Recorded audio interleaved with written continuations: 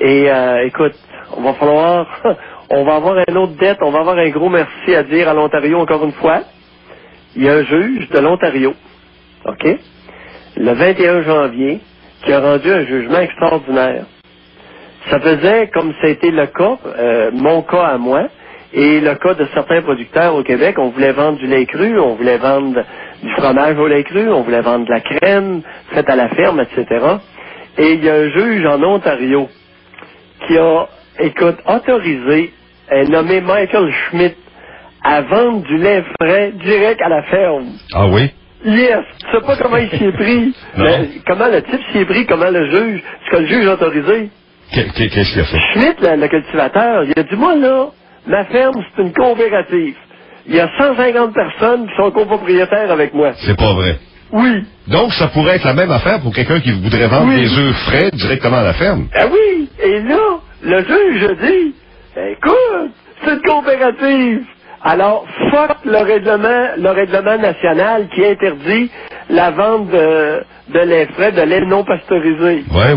Parce que les producteurs ont le droit, d'après le juge, il est allé dire que les producteurs avaient le droit de boire du lait frais.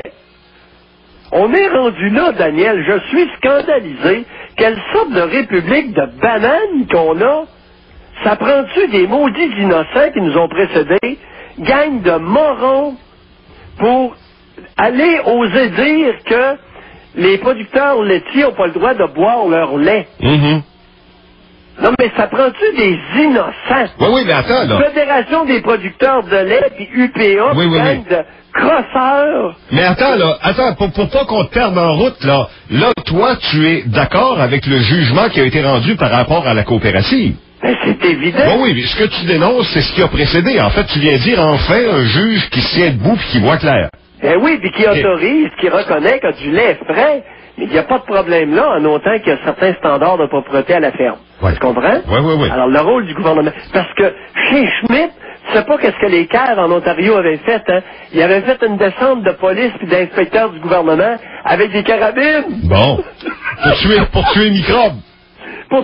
Hey, écoute, alors, je trouve ça extraordinaire parce que je me suis battu beaucoup pour ça. Comprends-tu? Oui, mais Pierre... Et j'ai été le premier, j'ai fait ça à mes frais. Ça m'a coûté 1 486 000 cette aventure-là. À tes pour frais? être le premier au Canada à fabriquer et à vendre un fromage de lait cru non pasteurisé direct de la ferme. Ouais.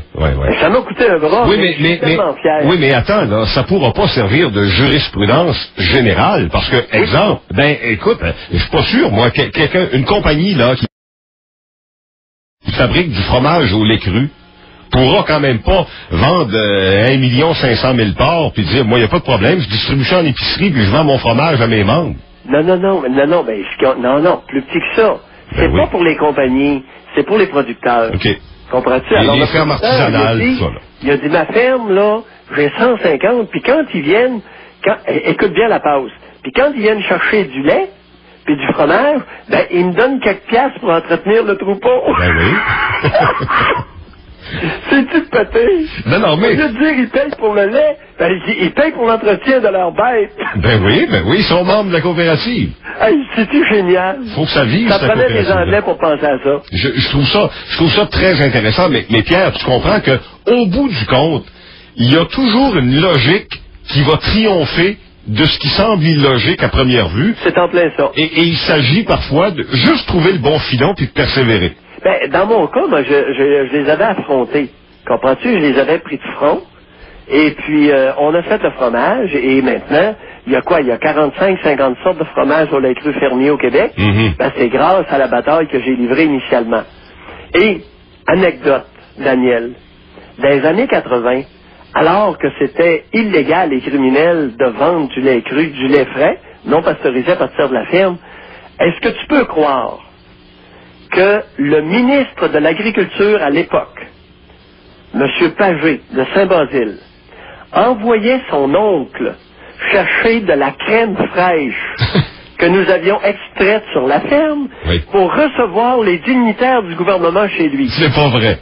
Vrai comme c'est là, c'est là. Parce que c'est mon oncle qui était taxé, Puis là, Michel disait à mon oncle, va me créer de la crème fraîche. Oui. Alors là, il accourait chez Maillot, puis il partait avec 3-4 litres de crème fraîche. Oui.